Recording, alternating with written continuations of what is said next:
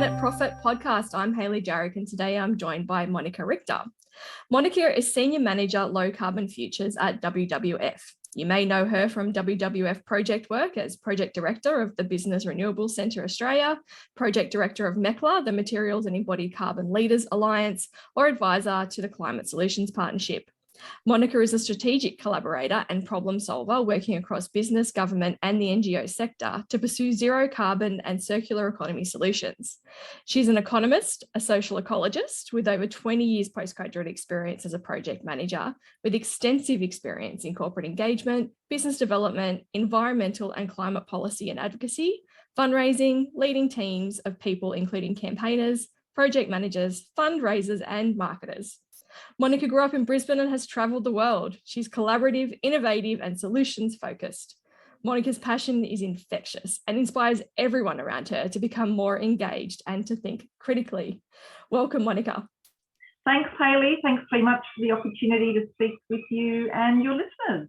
Thank you. So today I have invited you here to share with us the knowledge that you know. So chatting directly to small business owners and employees around things that they should know about making positive environmental impact in all of its glory. So living and prospering in harmony with nature, conserving biodiversity in Australia, and of course embodied carbon.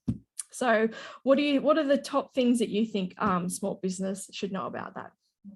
Yeah, thanks. I mean, it's a very meaty subject. My father runs his own small business still, at the age of nearly 80 this year.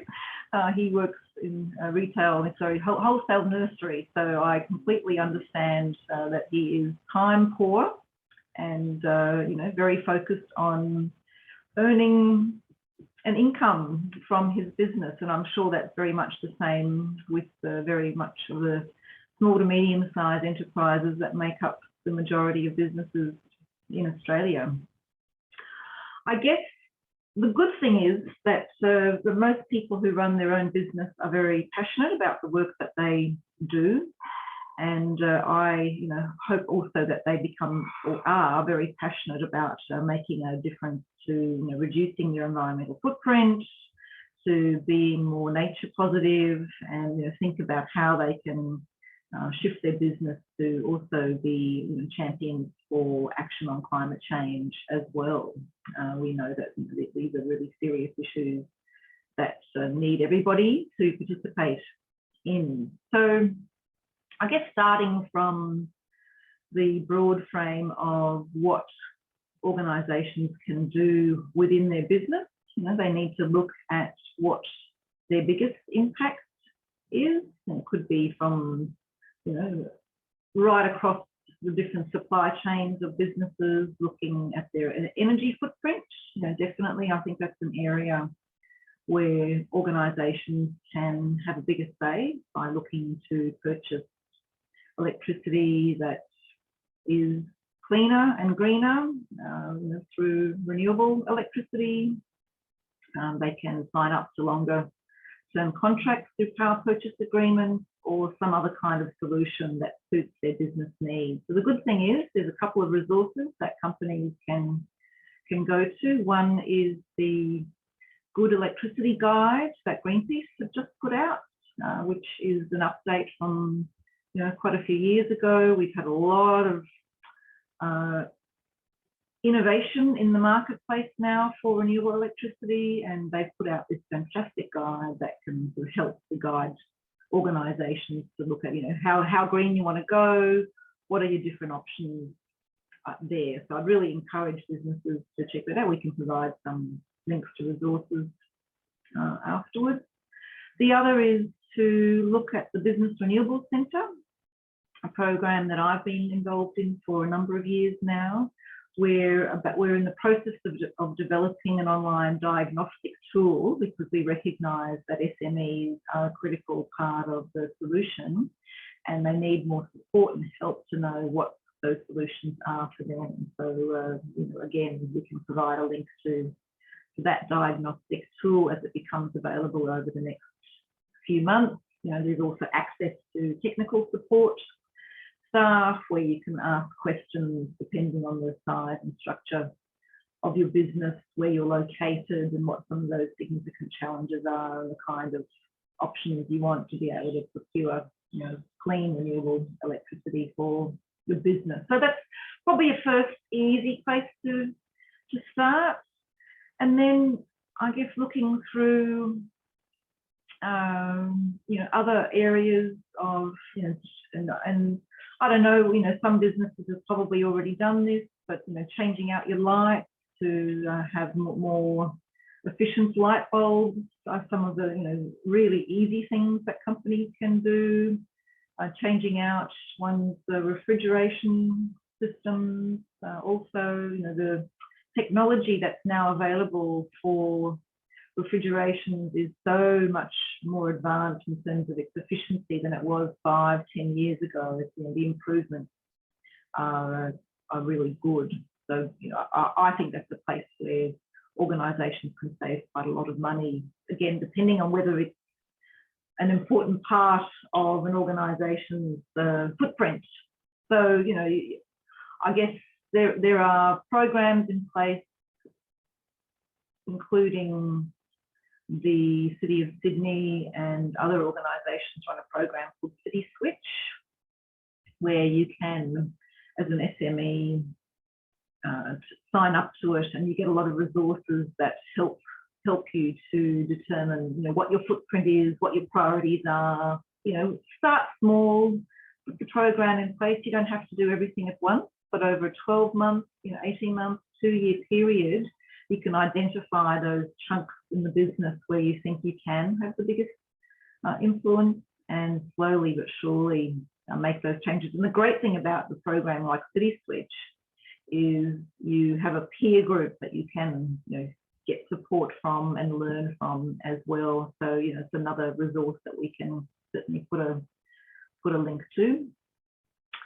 And then I guess it comes down to, supporting employees and, some education packages and things that can be done. WWF, we're about to celebrate our 12th Earth Hour. Will be coming up at the end of March, and Earth Hour is a good way to really help employees engage in the conversation about how to, I guess, make a better planet-friendly organisation. And it's the small things that make a big difference. There are big things that can be done that make a very big difference, but it's often those small things as well. Looking to, when you go down to have a cup of coffee, take a mug with you, so you don't have to consume yet another takeaway coffee container. Have little competitions in the business that give Employee of the Month for those employees that are supporting initiatives. Put together, people are so passionate about this area, and it blows me away having conversations with people pretty much every week about how they can make a difference. And rewarding, encouraging, providing that kind of support is fundamental to just being on that journey together. Whether you're in the retail business, the building industry, or any other industry, it's really about starting on that journey together. Looking at if you have a rooftop, explore the opportunity to get some rooftop solar in place. Look at rainwater tanks, of course, as well, to be water smart.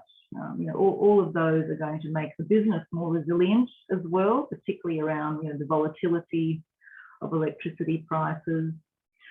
I guess we're looking at petrol price increases these days, and I wonder, fuel efficiency of motor vehicle fleets for SMEs, and thinking, what are the options to shift towards a hybrid electric or other vehicles that are available in the marketplace. Maybe the fleet providers have some good deals that are available, or you're part of a fleet as well.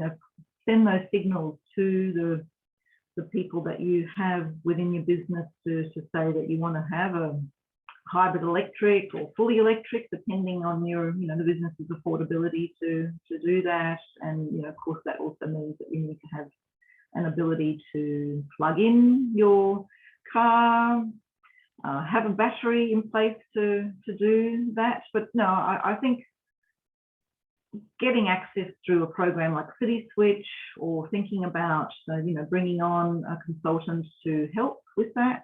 Here in New South Wales, Sustainability Advantage, which is a New South Wales government program, does provide support and encouragement to small or medium organisations as members of Sustainability Advantage. So I can't talk enough about how important that program is to supporting organisations. And again, it's that peer-to-peer sharing of knowledge, because sometimes you don't know what you don't know, and you don't know what's available, you don't have time to know what's available, but being able to have access to these programs is fundamental.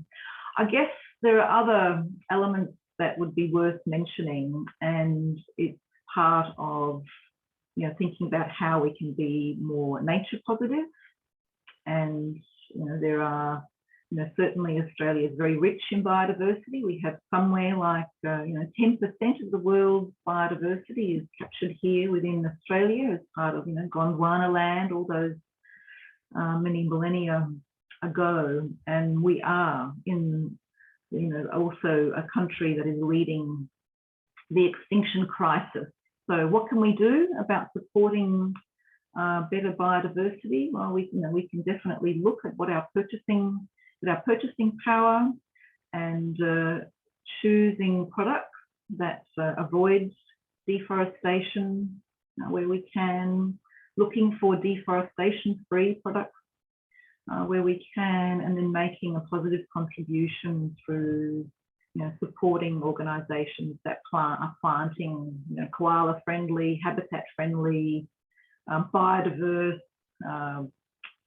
forestry, and other programs there as well. If you've got enough capacity, you can support organisations that want to go out on country and plant on country. Also, there's plenty of those organisations that are available to have volunteers come and do some of that on country as well. There's the WWF has programs. I know many other organisations welcome those kind of volunteers. Some land care as well, Greening Australia. There's plenty of organisations where you can really make that positive contribution through that biodiversity care. But I think that the purchasing decisions that one makes in the business are really important, and no one's going to get it perfect from the beginning. Again, we're all on this journey together.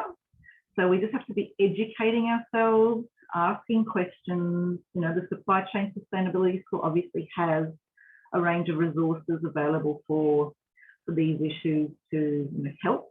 And I'm sure as we build up our capability and our knowledge, that those kind of resources can be made available also.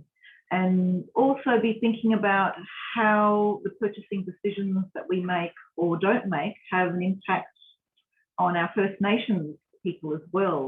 There's Supply Nation, which is a First Nations supply chain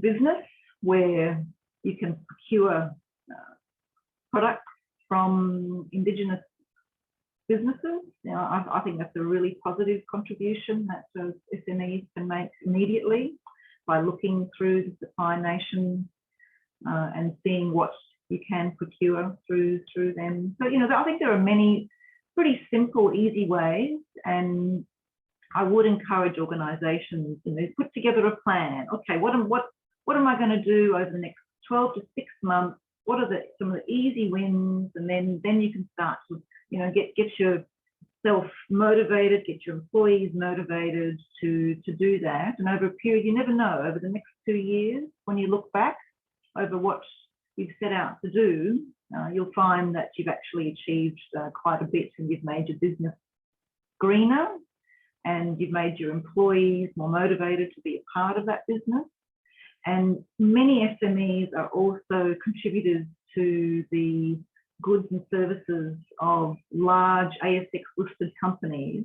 And I can tell you from the conversations I've had with many of these ASX listed companies that they are looking for companies and SMEs that have set or are willing to set science-based and science-aligned targets through the Science-Based Targets Initiative. There is an SME tool that companies can sign up to. Now, that's at the longer end of the spectrum as you work through your plan of motivation to deliver and be part of the solution. But you will be considered as a top tier provider for those SMEs, for those ASX companies that are looking to procure from SMEs that are committed on that pathway along with them as well. So there's many things to be done, and you've got to start somewhere. And I really, encourage you to start. And don't forget, you can always reach out to organisations like ours to seek a bit of guidance and assistance. Always happy to come and talk to people as well about what I think opportunities there are for greater engagement. So I'll leave it there. I hope that gives you a sense of what options there are available, and we'll take it from there. I'm sure there's I can see people listening to this and busily writing down, going, what was that? What was that company? What'd you say? What was that resource? Don't worry, we'll put links to everything like Monica said through there, so that you can come back and have a look at them as well, because I think you're right. It's just, I think the only other thing to add to everything that you said is just to sort of really sit back and realize that you can achieve multiple objectives with one action. So don't think that by going green or by looking at your energy is actually any more work than what you ordinarily would do anyway. Review, pull out your bank statement, see where you're spending the most money and start there. Is it my electricity? Can I do something about that? Can I reduce the amount that I'm using, or can I change providers and make sure that whatever I do have to use is carbon neutral? Little things like that along the way. And like you said, it adds up in the end. If you've got an employee that happens to be passionate about something, take advantage of that. If you've got a volunteer willing to step up and do something and they're going to get fulfillment out of it, that's great. There's so many things to do in this space. And you said, there's a lot of, there's the teaspoons of change out there that say everyone just needs a little teaspoon, and if enough people do that, that's a lot, right? And of course, I always joke that in sustainability, there's no low-hanging fruit. It's all on the ground, and we're trying to pick it up before it turns to cider. So, there's a plethora of things that you can do. And the good thing is that many organisations can also save money while doing good. So absolutely. Yep, absolutely. And like you said, this is about staff retention, staff happiness, saving money, and, look, and as a happy consequence, we're also helping the environment, which is not a bad thing either. So whatever motivates you to do these sorts of things, there's usually something in it for everyone. And so I suppose the next thing is just get started and get cracking with that. So thank you very much, Monica. It's been great to have a chat with you, and I'm sure we'll have you on again. And thank you everybody for joining me on the People Planet Profit podcast. Until next time, bye.